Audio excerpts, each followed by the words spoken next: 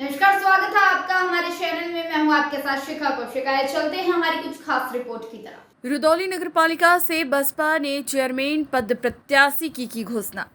बड़ी खबर रुदौली में पूर्व विधायक रुश्दी मियां के आवास पर बसपा प्रदेश अध्यक्ष ने की प्रेस वार्ता। नगरपालिका परिषद से की उम्मीदवार की घोषणा। मोहम्मद शारिक अहमद को बनाया उम्मीदवार। सबसे पहले मैं आज बहुजन समाज पार्टी के प्रदेश अध्यक्ष साहब का, हमारे कोऑर्डिनेटर साहब का, हमारे सरपरस्त पूर्व विधायक पूर्व मंत्री श्री अब्बास अली जैदी रुश्दी साहब का और तमाम संगठन के साथियों का, आप पत्रकार साथियों का मैं तहे दिल से शुक्रिया अदा करता हूं कि मुझे इस लायक समझा गया कि मैं रुदौली से बहुजन समाज पार्टी की तरफ से अध्यक्ष पद का प्रत्याशी बनूं। ये मेरे लिए बहुत ही गर्व की बात है। साथियों, क्योंकि मेरा कोई राजनीतिक बैकग्राउंड नहीं है, मैं बहुत सीधा साधा इंसान हूँ। बस रुदौली के आवाम की सेवा के लिए, खिदमत के लिए मैं इस मैदान में आया हूँ।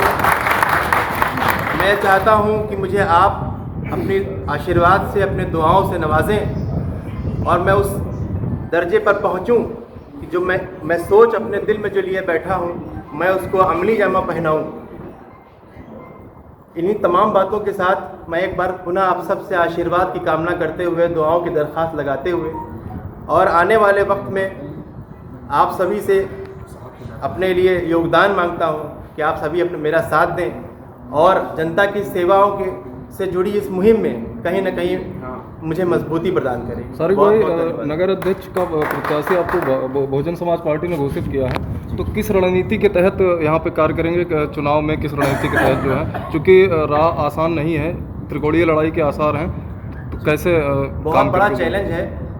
बिल्कुल आपने सही कहा, लेकिन जहाँ तक मैं मानता हूँ कि नगर निकाय का चुनाव ये न कोई सरकार बनाता है, न कोई सरकार बिगाड़ता है। ये कस्बे का चुनाव है। यहाँ कस्बे की सरकार बनेगी और पार्टी का भी बहुत ज़्यादा मैं व्यक्ति विशेष पर मान के चलता हूँ कि आवाम को ये देखना चाहिए कि लड़ कौन रहा है, चेहरा कौन सामने है। एक तरफ वो चेहरा है, मैं नाम नहीं लूँगा, लेकिन एक तरफ वो चेहरा है जिसे आवाम ने 25 साल मौका दिया रुदौली की सेवा करने का। वो उनने जो भी सेवाएं की, जैसी भी की, वो जनता ने देख लिया। मेरी जो छवि है, मैं ये मान के चलता हूँ कि अभी मेरे पास खोने को कुछ भी नहीं है। मैंने जो टूटी फूटी राजनीतिक जीवन से हट के सामाजिक जीवन में जो भी मुझसे सेवाएं हो सकी, चाहे वो कोरोना काल को लेके रही हों, चाहे मैं एक ब्लड डोनेशन ग्रुप चलाता हूँ, उसमें जो भी मेरी सेवाएं रहीं वो बेलौस रहीं। मुझे जनता से कुछ चाहिए नहीं होता था उन सब में।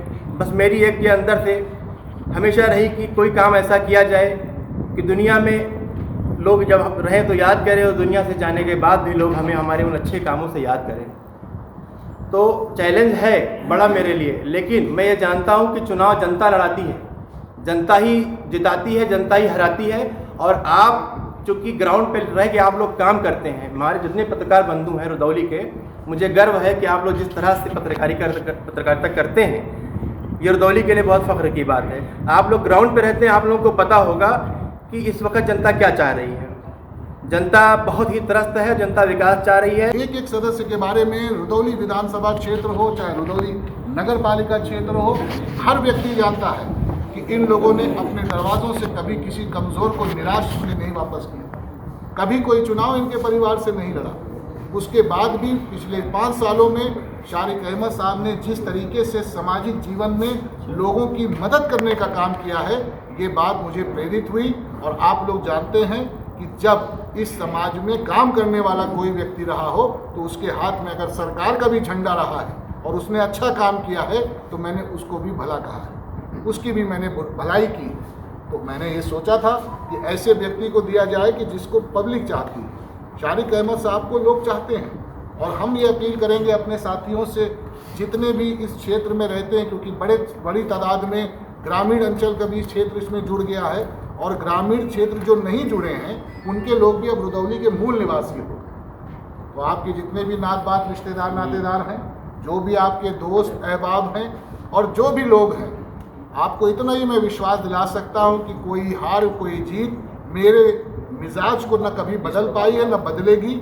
मैंने इंसानियत की पैरवी कल भी की थी, इंसानियत की पैरवी आज भी करूंगा और मरते दम तक इंसानियत की ही पैरवी करूंगा। आपसे हम अपील करेंगे कि इसी क्षण से बहुजन समाज पार्टी के प्रत्याशी भाई शारिक अहमद साहब, उस्मान अंसारी और जो भी हमारे सभासद के प्रत्याशियों की घोषणा आदरणीय प्रदेश अध्यक्ष जी की अनुज्ञा के हमारे जिला अध्यक्ष जी करेंगे, उन सब का आप लोग साथ दें, यही हमारी आपसे दरखास्त है। और पत्रकार साथियों का पुनः हम आभार व्यक्त करते हैं कि आपने बहुत समय दिया, बहुत लंबे दिनों के बाद आप लोगों के साथ बैठने का अवसर मिला। फिर से आपका हम शुक्रिया अदा करना चाहते हैं। ये लड़ाई इस बात की है कि रुदौली में विपक्ष में अगर आप ताकत किसी को दे रहे हो तो वो विपक्ष इतना ताकतवर ज़रूर होना चाहिए कि वो कम से कम आपके साथ इंसाफ कराए। वो बैठ के नगर पालिका में सिर्फ और सिर्फ अपना कमीशन न गिने, कम से कम थाने और तहसील स्तर पर रुदौली निवासियों के इंसाफ की भी लड़ाई लड़े। और पिछले 5 सालों में अगर रुदौली के इंसाफ की लड़ाई वर्तमान बोर्ड का नेतृत्व करने वालों ने लड़ी हो तो भले आप उनके बारे में विचार कर लीजिए। पूरा रुदौली जानता है कि रुदौली के अंदर पिछले 5 सालों में जिस व्यापक पैमाने पे लूट हुई है, जिस व्यापक पाने पे भ्रष्टाचार हुआ है, वर्तमान सरकार में तमाम जांचें लंबित हैं, उन जांचों के नतीजे आने बाकी हैं। लोगों को कभी पुलिस या प्रशासन के दम पर, कभी दमन के दम पर लोगों को दबाने का काम किया गया है। और ऐसी सूरत में प्रशासन और नगर पालिका के लोग मूक दर्शक बने रहे। मैं आप लोगों से वादा करता हूँ कि बहुजन समाज पार्टी ने जिस वर्कर के ऊपर और जिस कैंडिडेट के ऊपर विश्वास व्यक्त किया है, शारिक अहमद आपके लिए सड़कों पे हमेशा किसी भी समस्या में लड़ते नजर आएंगे। और अब्बास अली जैदी रुश्दी शारिक अहमद के साथ चुनाव के बाद भी दीवार की तरह खड़े होकर के इनके साथ लड़ने का काम करेंगे। बहुत धन्यवाद। सर, नामांकन के लास्ट दिन बसपा ने प्रत्याशी बदल दिया था विधानसभा चुनाव में और मौका आपको मिला था। आज प्रदेश अध्यक्ष जी ने शारिक जी की घोषणा किया। उम्मीद है आपको हमारी खबर अच्छी लगी होगी। हमारे चैनल को लाइक, सब्सक्राइब और शेयर करना मत भूलिए। ऐसी ही खबरों के लिए बने रहे मेरे साथ। नमस्कार।